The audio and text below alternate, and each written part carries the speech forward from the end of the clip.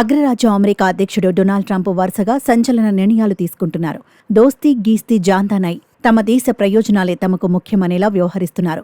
మిత్ర దేశాల మీద సుంకాల భారం వేస్తున్న ట్రంప్ ప్రత్యర్థులను అస్సలు వదలటం లేదు. తాజాగా చైనాకు ఆయన బిగ్ షాక్ ఇచ్చారు. నేటి నుంచి మెక్సికో, కెనడా దిగుమతులపై 25% సుంకాలు విధిస్తున్నామని ట్రంప్ స్పష్టం చేశారు.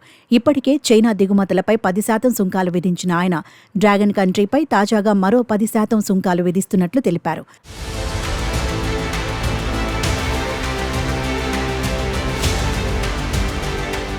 ఇదిలా ఉంటే టారిఫ్స్తో పాటు ఉక్రెయిన్ వార్ విషయంలోనూ ఆయన కీలక నిర్ణయం తీసుకున్నారు.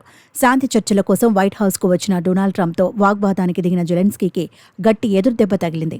తమ మాట వినకపోవడం, తోక జాడించడంతో ఉక్రెయిన్కు యుఎస్ కోలుకోలేని షాక్ ఇచ్చింది. ఆ దేశానికి సైనిక సాయం నిలిపివేసింది అగ్రరాజ్యం.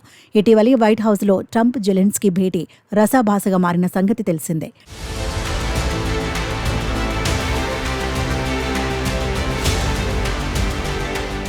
ఖనిజాల ఒప్పంద సమయంలో ఇరువురి మధ్య వాగ్వాదం చోటు చేసుకుంది. తాజా పరిణామాలతో ఉక్రెయిన్కు సైనిక సాయం నిలిపివేశారు ట్రంప్. మొత్తానికి ప్రెసిడెంట్ సీట్లో కూర్చున్నప్పటి నుంచి అటు అక్రమ వలసదారులను వారి స్వదేశాలకు పంపడం, ఇటు జెలెన్స్కీతో వాగ్వాదం, మరోవైపు సుంకాల విధింపుతో ట్రంప్ వార్తల్లో నిలుస్తున్నారు. ఈ పరిణామాలు యుఎస్కు అనుకూలంగా మారతాయా, ప్రతికూలమవుతాయా అనేది భవిష్యత్తులో తేలుతుంది.